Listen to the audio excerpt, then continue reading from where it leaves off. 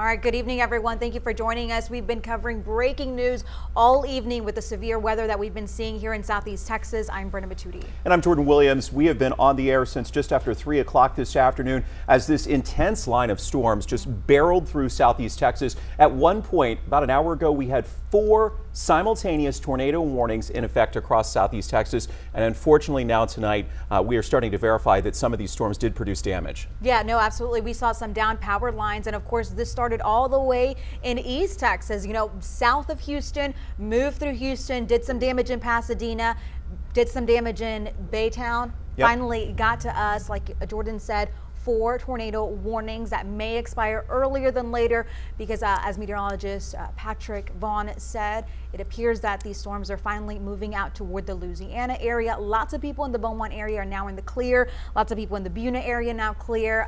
Even in Orange County, it seems like it's just rain there and that's all moving out. Now the orange storm, it's too early to start talking specifics about which one of these tornadoes may have been the most severe. Yeah. But we are receiving reports from our crew on the ground in Orange County where the power is out. A couple of miles west of town along Interstate 10, Cameron Seibert confirming there was at least one semi that flipped. Yep. We've got a lot of power lines down in that area, so it's impossible at this point for us to get to a safe spot and bring you live pictures. But we are in touch with Cameron Seibert and our crew.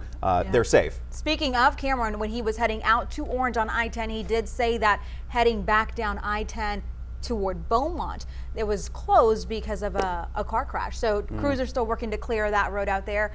So just in case you're driving in from Orange to Beaumont. Now you're getting video of Deer Park, I believe. Again, one of those poles down, lots of rain, cars still driving through it, trying to get through. But I mean, just a testament to what we've seen today, just part of it. So what'll happen tomorrow, the National Weather Service will send out their damage assessment teams and they'll look at the severity of the situation there. One of the things that we've seen around Deer Park, some of the aftermath photos that I'm seeing, a lot of roof damage, a lot of fence damage. The National Weather Service will go out and look and see, is this characteristic of a tornado, which at this point it all appears to be, right? And then they'll also try and figure out, was this an EF1, EF2, on up the scale. Right, and it's not just the National Weather Service. Of course, we know Governor Abbott said that he was preparing crews for statewide damage. There was not just here in Southeast Texas, up by the Panhandle, they had severe snow this morning, and that's supposed to end this evening up there. But just everybody in Texas preparing for just a tough day when it comes to weather coverage. If you're tuning in for special coverage here on 12 News, we've been on the air since just after 3 o'clock. You're watching 12 News Beaumont, and we want to bring in Chief Meteorologist Patrick Vaughn, who has been on the air with us for much of the afternoon. The real headline here at 5, all the tornado warnings for Texas have now ended, right? We are done. Yeah. All clear. But let's recap. And as you can see, the line now moving out of Southeast Texas into southwestern Louisiana, Beauregard, Calcasieu and Cameron parishes. You're all clear across Southeast Texas. No more severe weather is expected out of this system.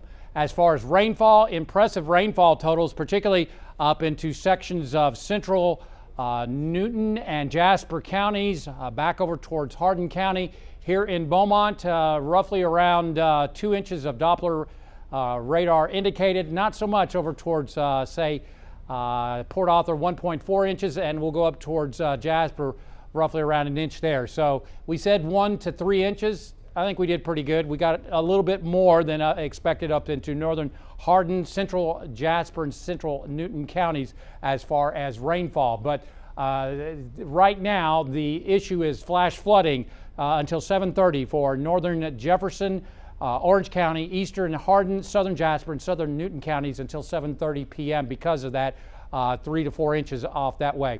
Now, we were tracking this as it came out of Houston at roughly around 3 o'clock this afternoon. Look at this, same supercell that produced damage over towards Deer Park along State Highway 255, overturned cars on Beltway 8, and also caused structural damage over there towards Deer Park.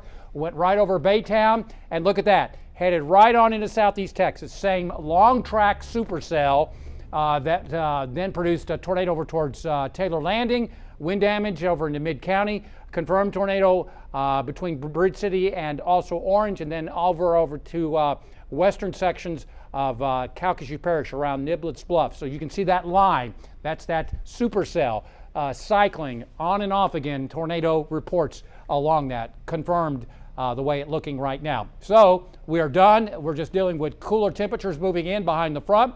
We're down to, say, 55 by 7 p.m. with clouds sticking around, and 50 by 9 p.m. More on your storm tracker forecast coming up on 12 News. All right, Patrick, thank you. You know, the timing on this was kind of tricky this afternoon. A lot of school districts knew this was coming, and so what they decided to do was start letting the kids out of school early ahead of the storm. You're looking at some video that we took earlier this afternoon at Beaumont United High School, where the kids were released roughly 12:15, Brenda, just as the first round of rain was moving in. All right, well, all the students have been sent home now, all hopefully safe and sound. All after-school activities, including some basketball games over in Vidor and West Orange, those have now been pushed to Wednesday.